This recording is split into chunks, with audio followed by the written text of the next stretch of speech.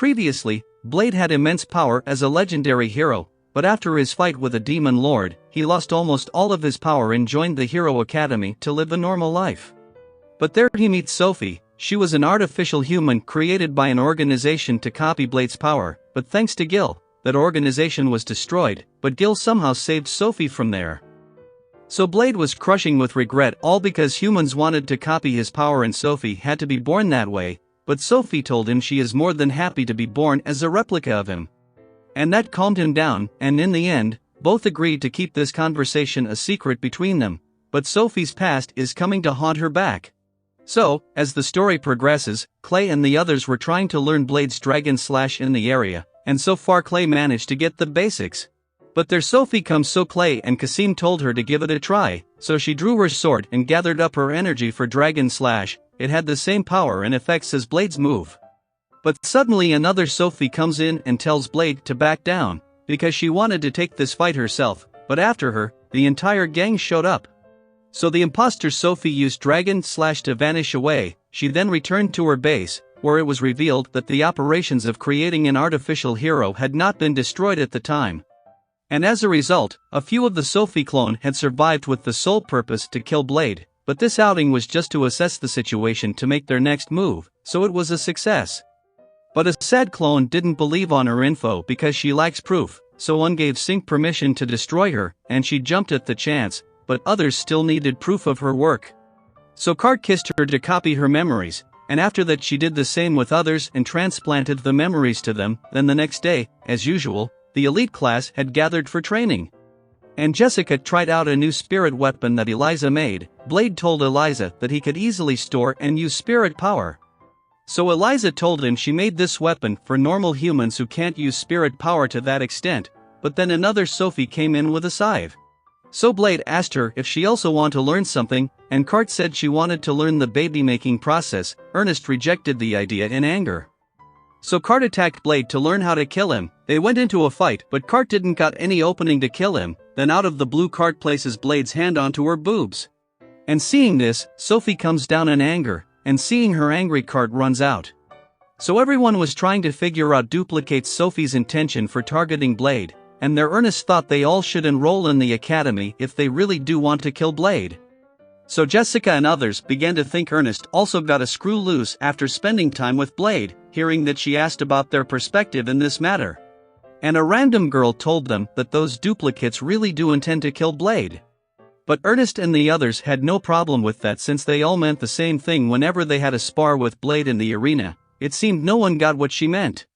So the girl told them those other Sophies pretended to be real Sophie to enter the academy to assassinate Blade, and now Ernest understood those girls weren't here for playing. Sophie slides down since it took this long to understand the situation, but Blade wasn't worried in the least if they were trying to kill him. But Sophie had decided to protect Blade all by herself from those clones. They all had one desire, that is to kill Blade. Then suddenly someone called them out and told them to prove that they weren't a failed subject by killing Blade. Then at night, Sophie sneaked into Blade's room, but Iona got on guard. So seeing Iona is protecting Blade all the time, she takes her leave, but outside of the dorm, meets Sophie, and Sophie told him to back out from killing Blade, but Uni refused. So Sophie tells her that the artificial hero project was terminated, and judging by that, they shouldn't be a complete product, but Uni knows that their lifespan is short. But the mission they were born with is something they won't abandon. Their Uni attacked, but Sophie threw her off and pins her down, but she can't bring herself to hurt Uni. So Uni gets back up and told Sophie they are waiting for her. Then the whole class entered the VR world, where they had brought Sync, so others called her Sophie, so Sync told them her name. Their Eliza recalls Sync stands for number 5. Which clears up that there are total 5 Sophie clones. Realizing she gave the intel to the enemy, Sync jumps in to attack them, and everyone shattered around to fend her off. But Sync fires a shot at Blade, and it knocked him down, and now Sync got a nice chance to clean her hands on Blade. Her attacks were intense enough to kill Blade in the VR world. So he woke up with a bit of a shock, so Sync then left after waking up thinking she was killed Blade, like real this time, without realizing she killed Blade in a VR world, not in the real world. So the next days she was irritated that she had been tricked, but Blade didn't engage in a fight with her, but Derux cornered him from the other way, yet Blade slips out from there. But Iona got a weird idea on her mind and shows her booty to make fun of Darius and Sink. Her plan worked out as the girls got on fire and started to follow them on the other side.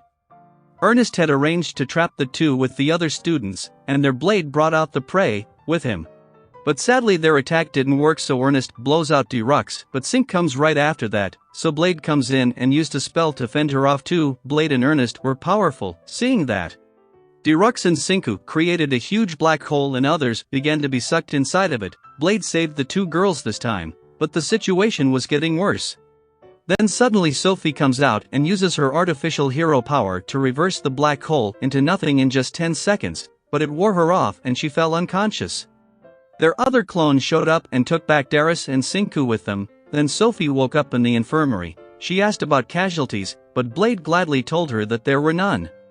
So she apologized to Blade, but he didn't mind. Sophie told Blade about them, that they were the few clones who survived the ordeal like her, but for Sophie, she was saved by Gil. But for those other clone, there was no one who saved them, but Blade doesn't hate them. In fact, Ernest even suggested that those clones should also join the academy. But Sophie told Blade that their sole mission is to kill him, because they were modified in that way, and after that she lost her word to speak any further, but Blade comforted her in that moment. But then at night Sophie left by herself to face those other clones alone. So what will happen to Sophie? Stay tuned to find out in the next episode, but till then, subscribe the channel and hit the bell icon so you won't miss any of our updates. So till then, take care.